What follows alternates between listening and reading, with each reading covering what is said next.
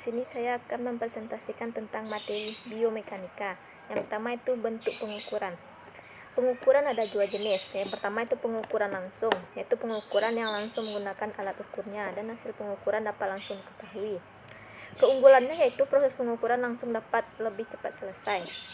Yang kedua itu pengukuran tidak langsung, yaitu pengukuran terhadap objek yang dilakukan dengan menggunakan beberapa jenis alat ukur atau pembanding.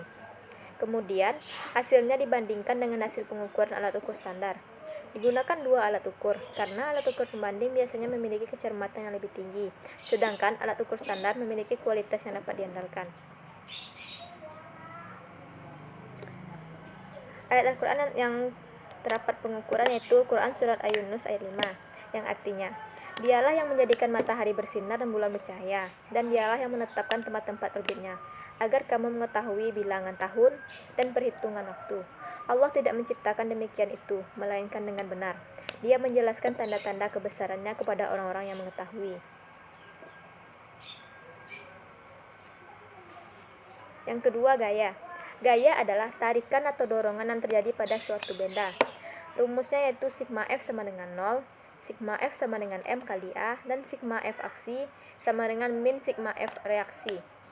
Gaya gesek adalah gaya yang berarah melawan gerak benda atau arah kecenderungan benda bergerak. Gaya gesek muncul apabila dua buah benda bersentuhan. Gaya gesekan pada tubuh makhluk hidup seperti sebuah benda yang jatuh bebas di udara seperti kelapa yang jatuh juga memiliki gaya gesek antara kelapa dan udara. Ayat Al-Quran yang menjelaskan tentang gaya yaitu Quran Surat Asy-Syura ayat ke-33 yang artinya, jika Dia menghendaki, Dia akan menenangkan angin, maka jadilah kapal-kapal itu berhenti di permukaan laut. Sesungguhnya pada yang demikian itu terdapat tanda-tanda kekuasaannya bagi setiap orang yang banyak bersabar dan banyak bersyukur. Yang ketiga itu keseimbangan benda tegar. Benda tegar adalah suatu benda yang bentuknya tidak berubah saat diberi gaya dari luar.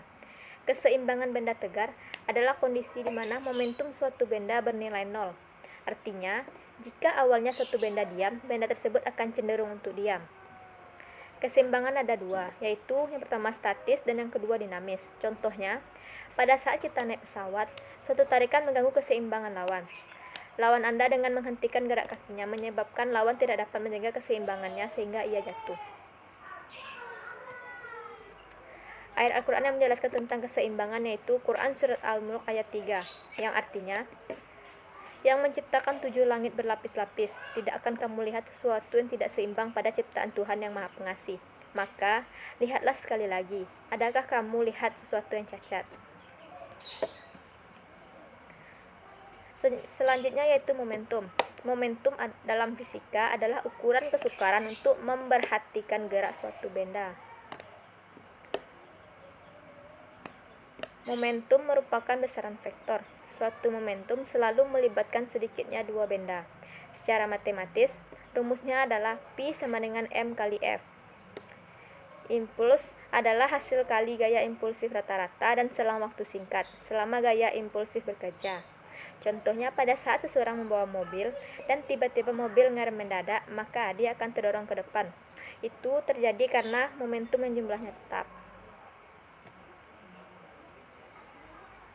Ayat Al-Quran yang menjelaskan tentang momentum yaitu Quran Surat Al-Jasiyah ayat 22 yang artinya, dan Allah menciptakan langit dan bumi dengan tujuan yang benar dan agar dibalasi tiap-tiap diri terhadap apa yang dikerjakannya dan mereka tidak akan dirugikan. Selanjutnya itu energi. Kekekalan artinya tidak berubah. Jadi hukum kekekalan energi merupakan hukum yang menyatakan bahwa energi itu kekal dan tidak dapat berubah besarnya sepanjang waktu. Memiliki nilai yang sama baik sebelum sesuatu terjadi maupun sesudahnya. Energi dapat diubah bentuknya, tapi besarnya akan selalu sama. Energi merupakan hal yang sangat penting. Seluruh aktivitas tubuh, termasuk berpikir, menggunakan energi. Perubahan energi menjadi kerja seperti mengangkat satu benda atau mengendarai sepeda hanya mencerminkan sebagian kecil penggunaan energi total di tubuh. Ayat Al-Quran yang menjelaskan tentang energi yaitu Quran Surat Al-Waqiah ayat 71 yang artinya, maka terangkanlah kepadaku tentang api yang kamu nyalakan dari gosokan-gosokan kayu. Selanjutnya itu pesawat sederhana. Pesawat sederhana adalah peralatan yang mempermudah manusia dalam melakukan suatu usaha.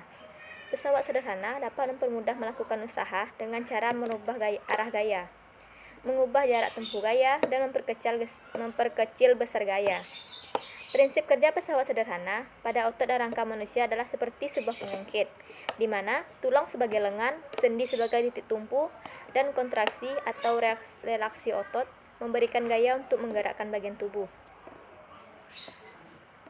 Ayat Al-Quran tentang pesawat sederhana yaitu Quran Surat Al-Infitar ayat 6-8 yang artinya, hai manusia, apakah yang telah memperdaya kamu berbuat durhaka terhadap Tuhanmu yang maha pemurah, yang telah menciptakan kamu lalu menyempurnakan kejadianmu dan menjadikan susunan tubuhmu seimbang dalam bentuk apa saja yang dia kehendaki. Dia menyusun tubuhmu.